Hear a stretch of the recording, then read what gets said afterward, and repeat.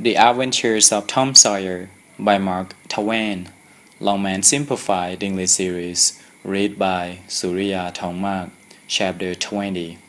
The Trial of Potter. Tom soon began to wonder why his longed-for holiday was not as exciting as he had hoped. A circus came after it had gone. The boys had a circus of their own in tents made of old rugs. The price of admission was 3 pence for boys and 2 for girls. After 3 days, the circus was given up.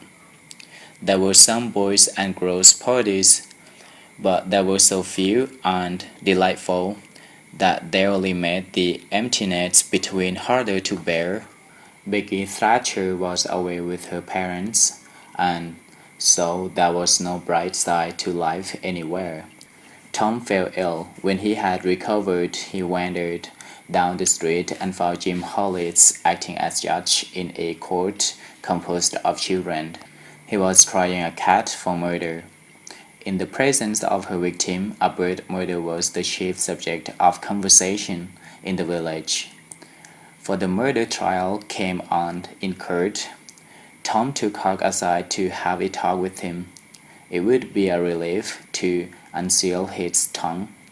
Moreover, he wanted to assure himself that Huck had not betrayed the secret. "Huck, have you told anybody about that?" "About what?" "You know?" "Oh, of course I haven't." "Huck, they couldn't force you to tell, could they?" "Force me to tell? Why, if I wanted that half-breed devil to kill me, they could force me to tell." As twilight drew on, they found themselves hanging about the neighborhood of the little prison, and they did as they had often done before. They gave Porter some tobacco and matches through the bars. They felt very cowardly and treacherous when Porter said, "You've been very good to me, boys. I often say to myself, I used to mend all the birds' kites and things, and show them the best fishing places, and befriend them when I could. And now they've forgotten me when I'm in trouble, but Tom hasn't, and Huck hasn't. Shake hands. Yours will come through the bars, but mine's too big. Little hands and weak, but they've helped me a lot, and they'd help me more if they could." Tom went home miserable, and his dreams that night were full of horrors. The next day, the day after, he hung about the court. At the end of the second day, the village talk was the Redskin Joe's evidence stood firm and unshaken, and that there was not the slightest doubt what the jury's verdict would be. Tom was out late that night and came to bed through the window. He was in a state of dread excitement. It was hours before he got to sleep. All the village flocked to the court the next morning, for this was to be the great day. After the long wait, the jury took their places. Soon afterwards, Porter, pale and timid, was brought in and seated where all curious eyes could stare at him. No less noticeable was Redskin Joe's evil face. Then the judge and the sheriff arrived, the usual whispering among the lawyers and the gathering together. Our papers followed. These details and the accompanying delays gave an impressive sense of expectation. Now, a witness was called who said that he found Porter washing in a stream at an early hour on the morning when the murder was discovered, and that he immediately crept away. After some questioning, the lawyer of the prosecution said, "Examine the witness." The lawyer for the defense said, "I have no questions to ask him." The next witness described the finding of the knife near the body. The lawyer for the prosecution said, "Examine the witness." "I have no questions to ask him," Porter's lawyer replied. A third witness swore that he had often seen the knife in Potter's possession. Examined the witness. Potter's lawyer refused to question him.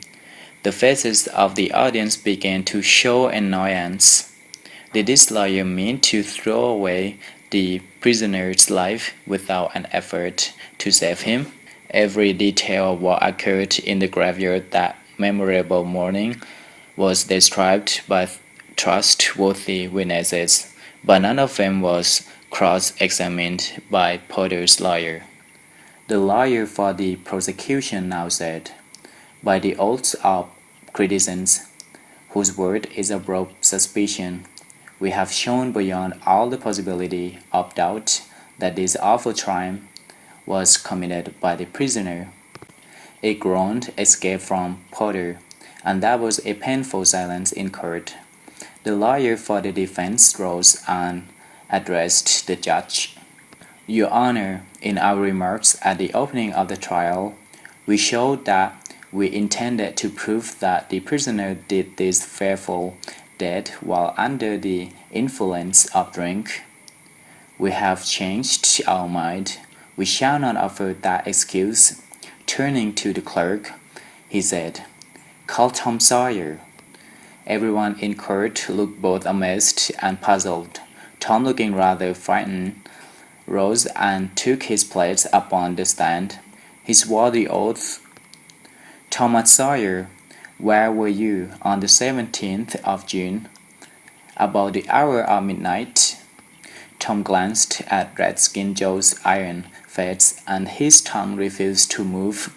The audience listened breathless, but the words would not come. After a few moments, however, the boy got a little of his strength back, and he managed to put enough of it into his voice to make part of the court hear. "In the graveyard, a trifle louder, please. Don't be afraid." "You were." "In the graveyard." A scornful smile passed across Redskin Joe's face. "Were you anywhere near House Williams' grave?" "Yes, sir." "Speak up a trifle louder." "How near were you?" "As near as I am to you." "Were you hidden or not?" "Hidden? Where?" "Behind the trees on the edge of the grave." Redskin Joe gave a slight start. "Did you carry anything there with you?" Tom hesitated and looked confused. "Speak out, my boy. What did you take there?" "Only a dead cat." There was some laughter, which the judge checked. "We shall produce the remains of that cat as evidence. Now, my boy, tell us everything that occurred. Tell it in your own way. Don't omit anything, and don't be afraid." Tom began hesitatingly at first, but soon his words flowed more and more easily. With parted lips, the audience listened to his terrible tale. And as the doctor brought the board down and Potter fell, Redskin Joe jumped with the knife and crashed, as quick as lightning. The half-breed sprang towards a window, tore his way through all who tried to stop him, and was gone. Tom was a hero once more, the pet of the old and the envy of the young. His name was even printed, for the village newspaper reported the part he had played. Tom's days were days of glory, but his nights were seasons of peril. Redskin Joe was present in his dreams and always with a fatal gleam in his eye. Nothing could persuade the boy to go out of doors after sunset. Poor Huck was in the same state of terror, for Tom had told the whole story to the lawyer the night before the trial, and Huck feared that his share in matter might be found out, since Tom's conscience had driven him to betray his oath. Huck's confidence in the human race had practically vanished. During that day, Potter's gratitude made Tom feel glad that he had spoken, but at night he wished that he had said nothing. Rewards were offered, the country was searched by Red-Skin Joe was not found. The days went slowly by, and each day Tom felt a little less afraid.